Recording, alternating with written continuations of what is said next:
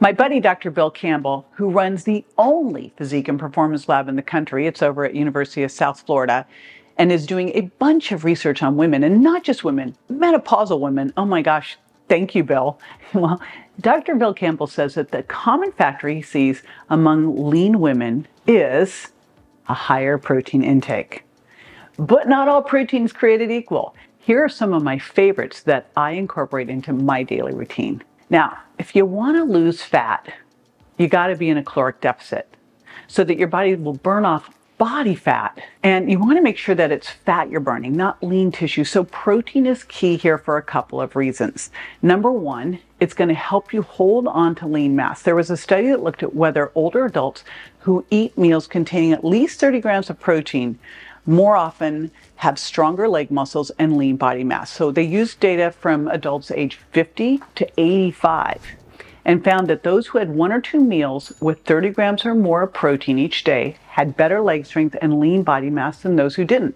So this study suggests that having 1 to 2 protein-rich meals daily can help maintain muscle strength and lean body mass as you age. I'm going to say 3. So our minimum is 30 grams of protein at a meal, ideally 40. 30 is like the minimum there, and at least 100 grams overall. And it's pretty clear when you start to look at all of the research that people who eat higher protein when they are in caloric restriction are able to hold on to more lean mass when they do this. The next reason I do is because they are more thermic. They burn more calories than fat or carbs do. They require 20 to 30% of the calories get dissipated in the metabolism and assimilation of the protein. The next one is that protein improves satiety and satisfaction. You won't have the cravings and you won't be as hungry. So I have this 7-day protein challenge, and one of the big things that we do is look at before someone starts, like, how's your hunger, how's your energy, how are your cravings? And the number one thing that we hear from people as they go through just 7 days is at the end of that, they go, I didn't have cravings.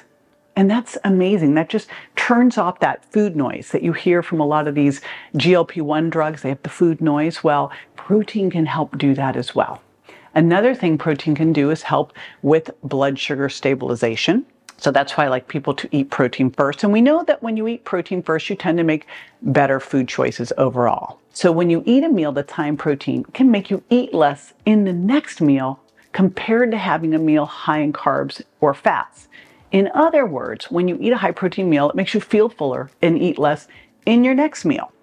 And then, of course, we need protein to help us detoxify well. We need to be detoxifying every single day because every single day we are being bombarded by toxins in the air, in the water, in skincare. Even if we have our best laid plans, if you are in this world, you're getting bombarded with toxins. And protein helps you get a hold of these toxins and transform them so you can excrete them.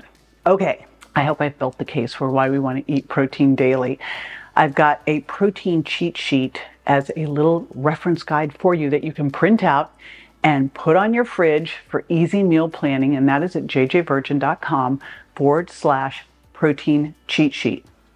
Now, as I go through these foods, you're going to see that I have really focused on animal-based products here, and there's a very specific reason for this.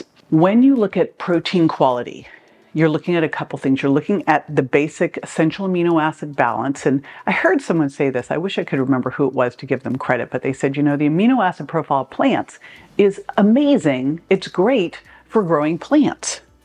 But we are humans and we are growing muscle. So the amino acid profile of an animal is going to be a better one for us.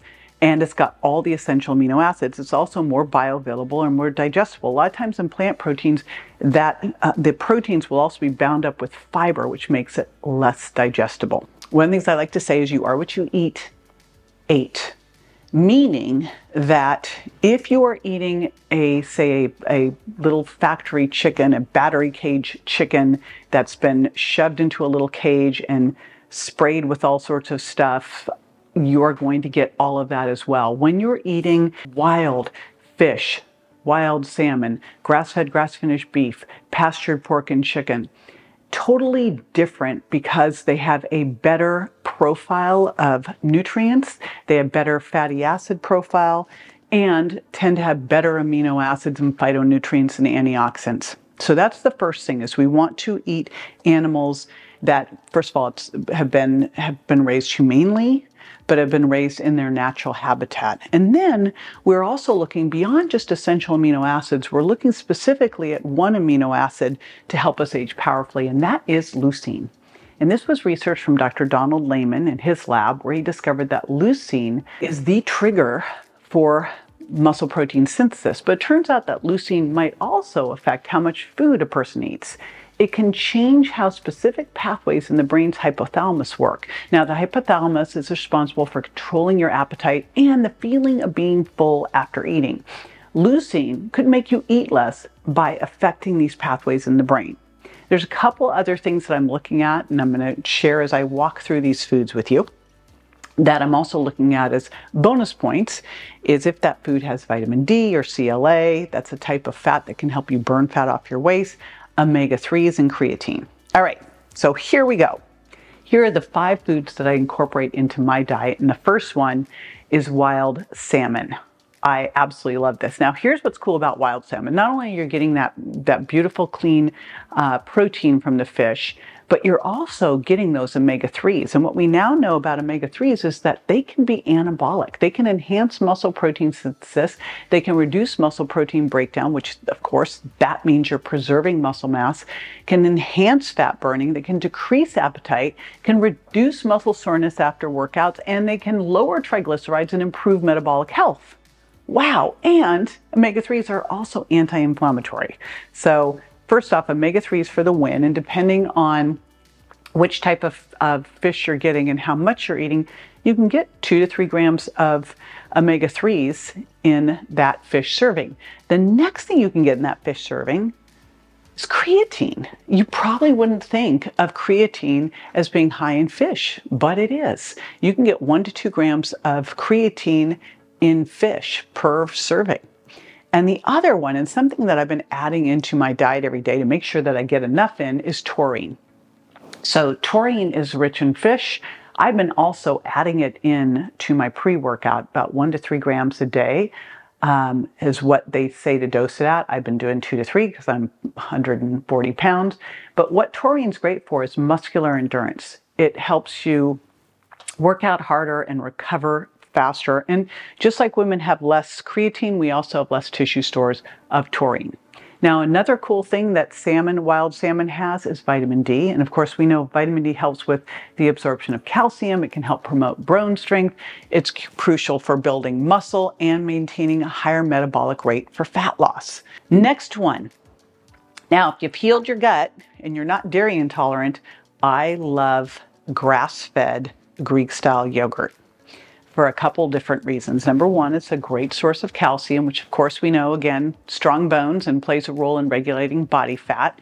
And it can also reduce the absorption of dietary fat in the intestines and increase fat excretion. In fact, diets high in calcium can help reduce the amount of fat stored in the cells and may help you lose weight faster, especially when you're in caloric restriction. You've also got probiotics, and we know gut health improves digestion and also helps the absorption of nutrients.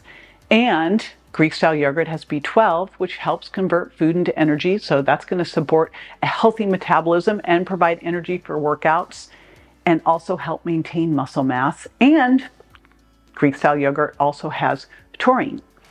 Now, one of the things I love here with Greek-style yogurt is it is really high in protein for very low calories. I will tell you, I do the Greek-style yogurt, the fat-free one, because I would rather add in some fat from something like freshly ground flaxseed meal. But what I find is it is super high in protein. I can stir in a little bit of one of my protein shakes in there as well. I love especially to use my bone broth protein shake in there and give a little vanilla hint to it. But it's just an amazing way to get a lot of protein with very low calories. Plus, you could use it where you're going to use mayonnaise or sour cream or some of these other things. And the other thing we know about Greek-style yogurt, it is a great source of leucine. And it's very low in lactose. So again, if you're dairy intolerant, this may not be a win for you.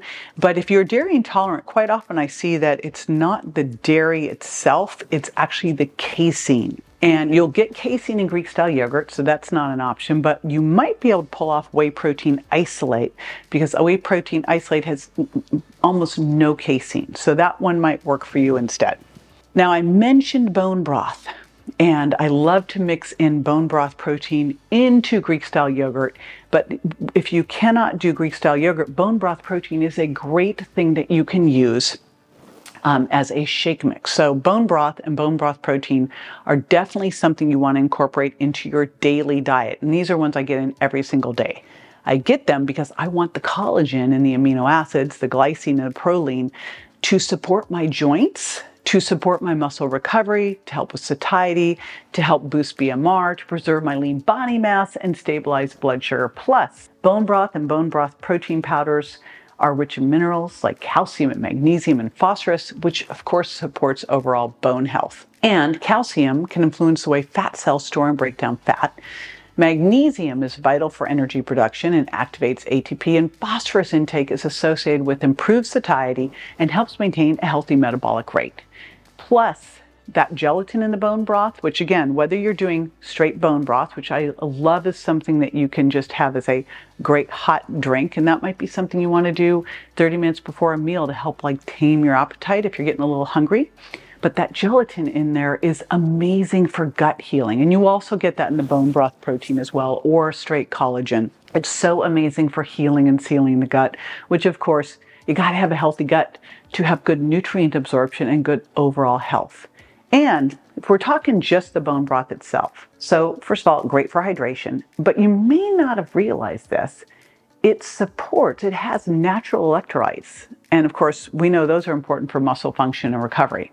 Now, the big thing about collagen that you hear all the time, which bone broth is providing collagen. Bone broth protein is basically 80% collagen. So the big thing you'll see is it's not complete with essential amino acids. And that is true. I actually feel the best when I'm eating more grass-fed, grass-finished beef. I probably eat it 4 times a week. And I always go for the lean cuts. I used to be the ribeye girl. I'm like, nope, not anymore. Now I stick with fillets, tenderloins, and a very lean grass-fed beef. And why do I like them? For a couple different reasons. Number one, for the CLA. Now, CLA is a type of fat that's been linked to reduce body fat and improve lean muscle mass. In fact, there's been studies that have shown that people who are eating a CLA-rich diet tend to lose more fat around their belly. Plus, grass-fed beef has creatine and carnosine. And these are both important for muscle energy metabolism and performance enhancement. And like we talked about before with the fish, grass-fed beef is also a source of omega-3s. And this is when you compare grass-fed to grain-fed. So grass-fed beef's got omega-3s. Grain-fed beef tends to be more of the AAs, the omega-6s, the inflammatory fats. So you've got anti-inflammatory fats that help you with muscle recovery and muscle growth and reducing inflammation. Plus, as compared to grain-fed beef, this beef is so much more nutrient dense. It's got antioxidants, it's got phytonutrients, it's got B vitamins, zinc, and iron. So it's just a powerhouse for you to get. I think the final one, and the one that tends to get the boring rap, is chicken breast. But here's the thing with chicken breast. It's super duper lean, so it's a great low calorie protein source. So it's perfect for a little fat loss diet. It's easy to cook a bunch and keep it in the fridge. It's got B6 and niacin, which are crucial for energy metabolism and, helps your body use food for fuel. Plus, it's a great source of leucine. 30 grams of chicken protein, which is basically 4 ounces of chicken breast, is 2.5 grams of leucine. Eating protein first, and especially incorporating these 5 things that I talked about into your diet, it's really a no-brainer when you know all of its amazing benefits for your body composition and your overall health. But if you are overwhelmed, wondering how you're going to get all that protein in every day, you're going to want to join my free 7-day challenge that's designed to show you how easy it can be. And I'm going to send you that if you go to jjvirgin.com/7day. Then you'll want to watch this next video where I show you my favorite quick and easy lunches that help me get over 140 grams of protein each day.